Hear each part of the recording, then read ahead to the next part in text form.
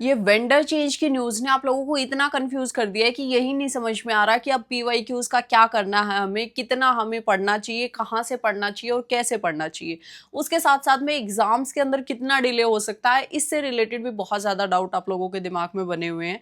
तो दोनों क्वेश्चंस का डिटेल में आप लोगों को मैं जवाब देने वाली हूँ। सबसे पहले मैं सब्जेक्ट वाइज आपको बताऊंगी कि किस पर्टिकुलर सब्जेक्ट के अंदर कितना चेंज हो सकता है वेंडर नया बदलने की वजह से, और पहले जो हिस्ट्री के अंदर वेंडर्स चेंज हुए हैं तब क्या क्या चेंज हुए थे, कितने रिफॉर्म्स हुए थे, उन हर एक चीज के ऊपर बात करने वाले हैं। जो भी SSC, CGL, CPO, CHSL, MTS, GD या एसएससी का स्टेनोग्राफर या कोई सिलेक्शन पोस्ट का कोई भी एसएससी का एग्जाम देता है, उसके लिए ये वीडियो हेल्पफुल होने वाली है, क्योंकि बहुत हद तक आप लोगों को इस वीडियो के थ्रू क्लैरिटी मिल जाएगी कि किस पर्टिकुलर सब्जेक्ट को आप लोगों को किस तरीके से अप्रोच करना है।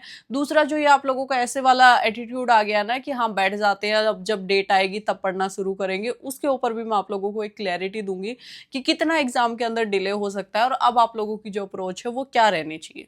सबसे पहले जो वेंडर है, वेंडर से रिलेटेड बहुत ज्यादा डाउट है कि कौन सा वेंडर हो सकता है। एक एडुक्विटी के नाम से काफी ज्यादा रूमर्स चल रहे हैं कि शायद ये वेंडर एसएससी ने सेलेक्ट किया है, और उसके ऊपर बहुत सारे स्टूडेंट्स का ये चल रहा है कि ये तो ऑलरेडी स्कैम्स के नाम पे फेमस है, ये है, इसके खिलाफ प्रोटेस्ट करे, ये करे।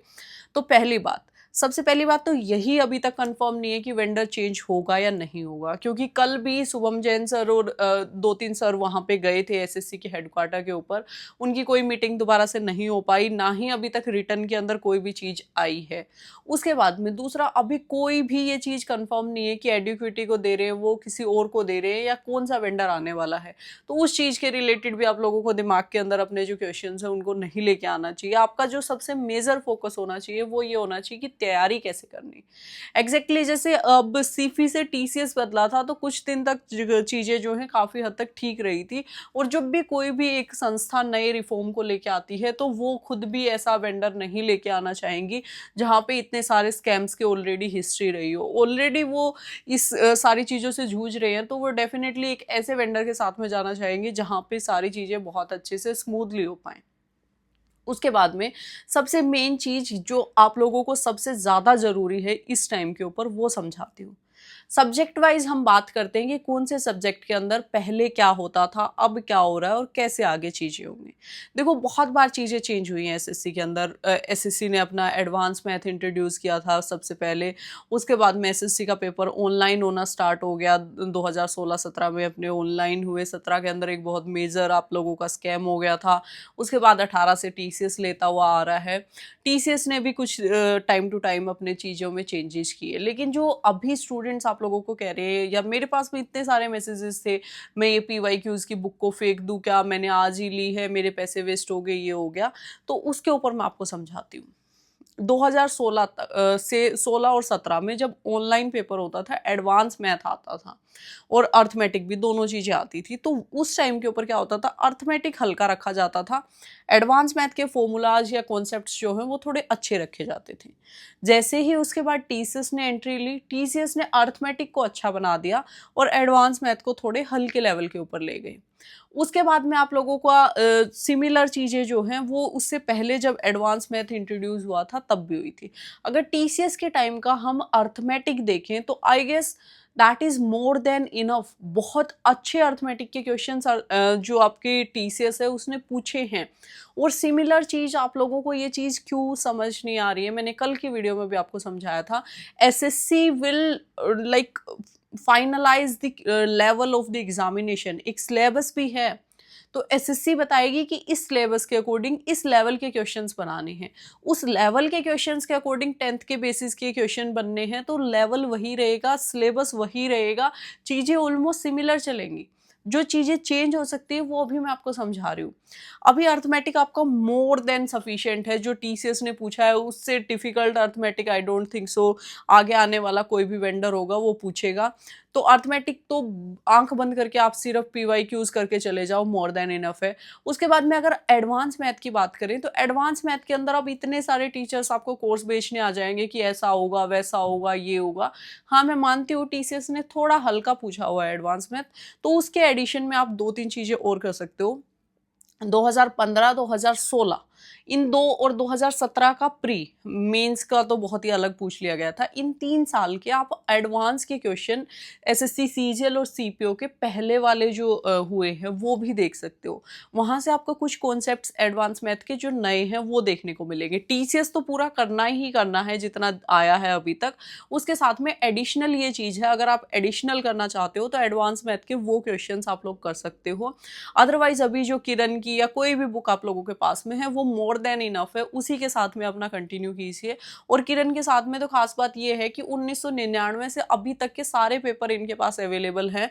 तो जो ऑनलाइन फॉर्मेट के अंदर जो आपको ये क्यूआर कोड देते हैं ना, उसके ऊपर आप लोगों को जो मैंने ये बताया ना 2015, 16, 17 के पेपर्स जो हैं वो उसके जो ऑनलाइन वाला फॉर्मेट है जिसके अंदर वो आपको क्यूआर कोड स्कैन करके एआई के थ्रू जाना होता है, वहाँ पे आपको वो पेपर भी मिल जाएंगे। तो आप किरण वाली बुक से वो भी कर सकते हो। तो मोर देन इनफ है जो पीवाईक्यूज की बुक है मैथ के लिए, ऑलरेडी मैंने आपको बता दिया।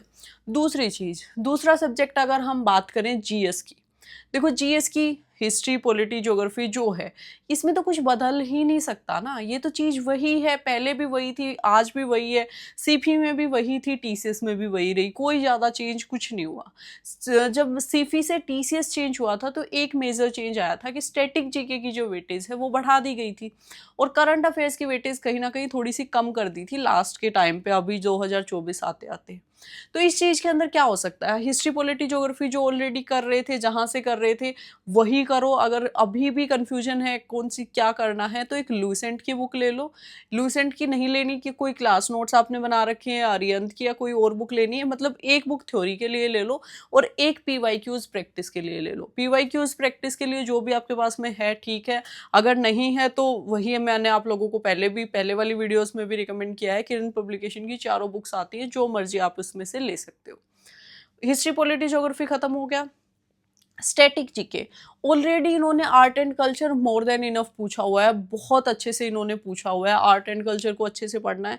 उसके साथ में जो बाकी स्टैटिक जीके के टॉपिक थे, जैसे आपका स्पोर्ट्स हो गया, अवार्ड हो गया, इंटरनेशनल ऑर्गेनाइजेशन हो गया, जैसे नेशनल पार्क सीफी पूछता था काफ़ी, लेकिन इनके टाइम के ऊपर नेशनल पार्क की वेटेज जो है वो कम हो गई थी, तो नेशनल पार्क के ऊपर आप अपना टाइम दे सकते हो। इंपॉर्टेंट डेज, जो 15 टॉपिक की लिस्ट मैं आपको यहाँ भी डलवा दूंगी, हर एक टॉपिक को इनफ टाइम आपको देना है, उसके पीवाईक्यूज क्वेश्चन लगाने हैं।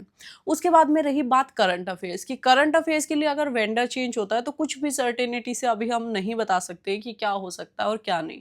और आपके लिए तो पेपर वही है जिस पेपर के अंदर आप अटेम्प्ट करने जा रहे हो, आप तो ये नहीं चेक कर सकते ना, हम तो चेक कर सकते हैं कि ये पेपर हो जाए, उसके बाद में स्टूडेंट्स को बता सकते हैं, लेकिन आप चेक नहीं कर सकते। तो इसलिए अपने आप को सेफ रखने के लिए मैं ये रिकमेंड करूंगी कि अभी मंथली करंट अफेयर्स जो है ना उसके ऊपर तो बहुत अच्छी कमांड करके जाओ।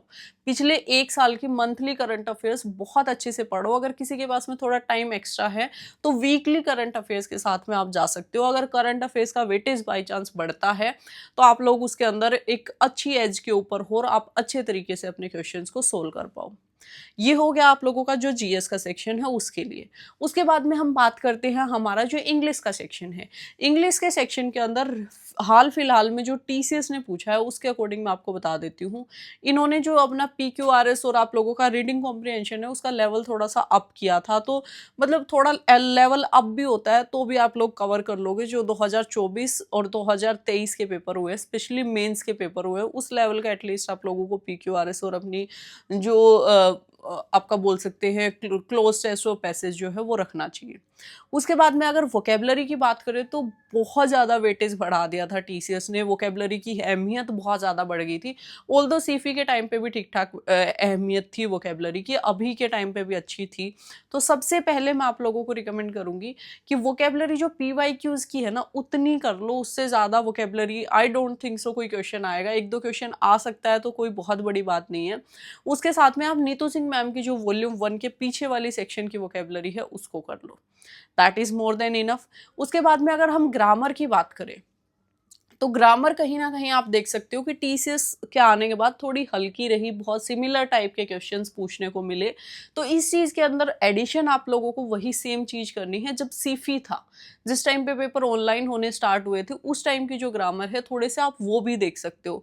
वो आपको कहाँ मिल जाएगी, वही किरण पब्लिकेशन वाली जो बुक है उसके अंदर जो स्क्रैच कोड है उसके थ्रू आप ऑनलाइन जाके जब देखोगे तो आप लोगों को 16 और 17 की ग्रामर के क्वेश्चंस मिल जाएंगे।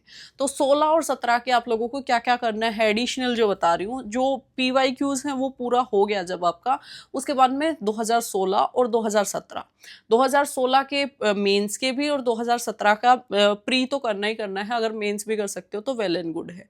दोनों के आप लोगों को एरर, इम्प्रूवमेंट्स और फिलर, ये 3 सेक्शंस के क्वेश्चन आप लोगों को लगा लेने हैं इंग्लिश के अंदर, और रीडिंग डेली बेसिस के ऊपर करते रहना है। पीवाईक्यूज की जो भी बुक आप लोगों के पास में ऑलरेडी है उससे करते रहो, that is more than enough. उसके बाद में हमारा जो लास्ट सेक्शन बच जाता है रीजनिंग। देखो जब सीफी था या इससे पहले के वेंडर्स थे, रीजनिंग काफ़ी आसान पूछी जाती थी।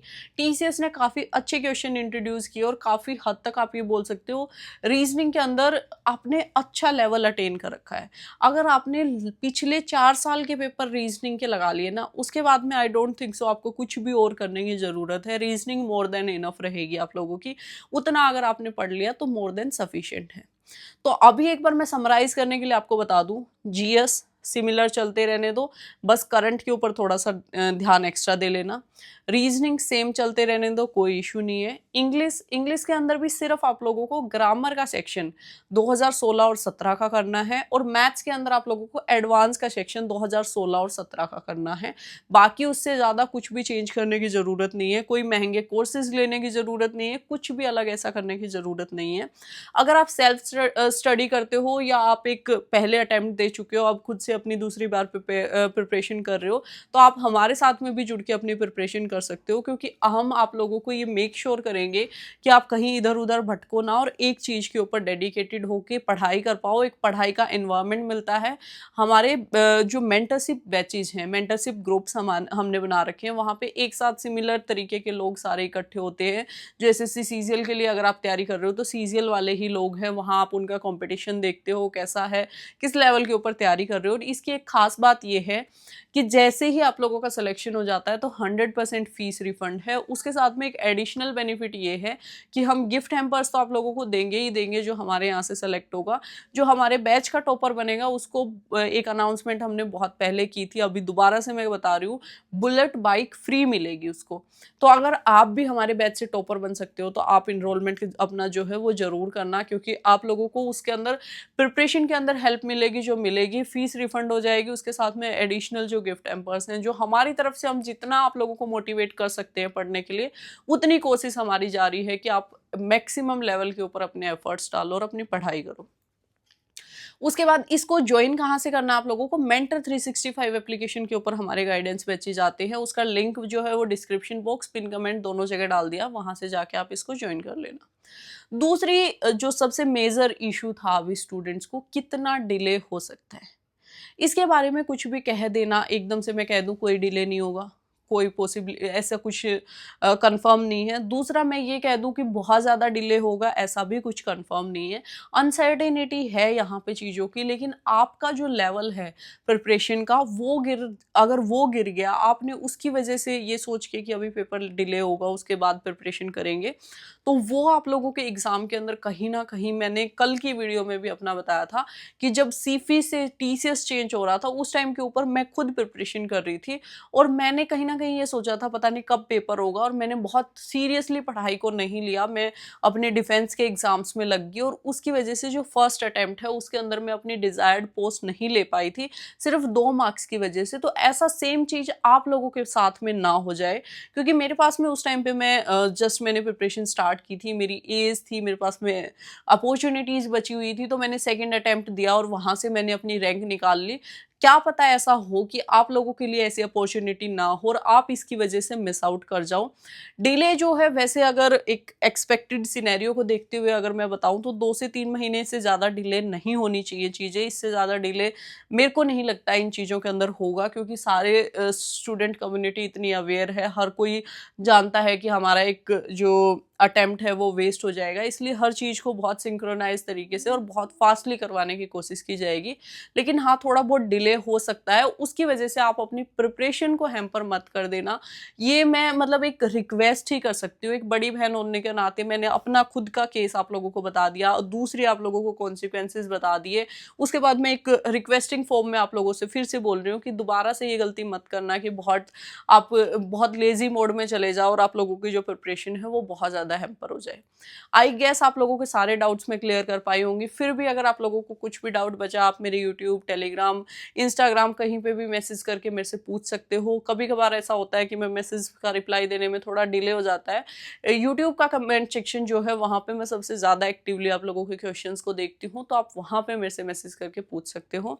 Thank you so much for watching this video. अगर वीडियो अच्छी लगी है तो वीडियो को लाइक करना, चैनल को सब्सक्राइब करना और अपने एसएससी की तैयारी करने वाले सारे दोस्तों तक इस वीडियो को पहुंचा देना, ताकि उन लोगों के जो दिमाग में अभी फितूर भरा हुआ है कि मैं क्या पढूं, कैसे पढूं, कितने दिन बाद पढूं, क्या करूं, वो सारी चीजें उनको क्लियर हो जाए और वो अपनी प्रिपरेशन के साथ में कंटिन्यू कर पाए।